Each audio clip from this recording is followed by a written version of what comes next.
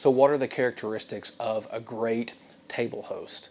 Well, we believe that there are 4 characteristics that will give you the greatest chance to develop the type of relationship you need to have a successful table group.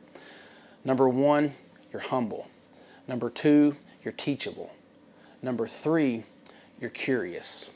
And number 4, you're intentional. So let's talk about humble.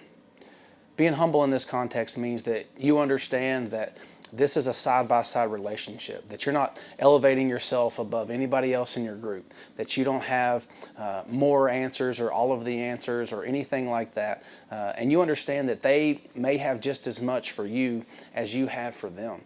You keep an open mind, and as we'll talk about later, you're curious, and that this is really a side-by-side, peer-to-peer walk, and we're all on this journey together. And so that's humility. And then number 2, that you're teachable. And you can know whether or not you're teachable by the way that you respond to direction and correction.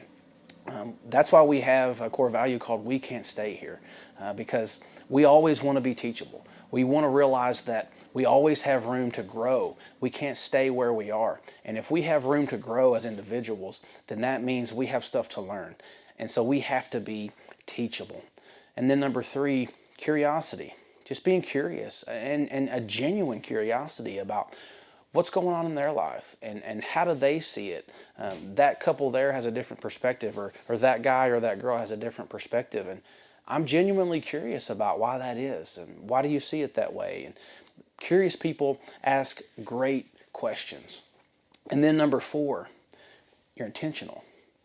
You're intentional with the questions you ask. And being intentional means that you're proactive and you're reactive, that you have to read the situation and you have to read the room sometimes. It also means that you take into consideration each group member and make sure that we're not leaving anybody behind or nobody's slipping through the cracks, that there's not somebody in the group that has a need or a step to take that we're never talking about or we're never addressing. And I'm not talking about, we have to meet everybody's need and every time we get together. That's not even realistic or possible. But just over the long haul, that we're intentional to make sure everybody is getting the attention they need and that their needs are getting met.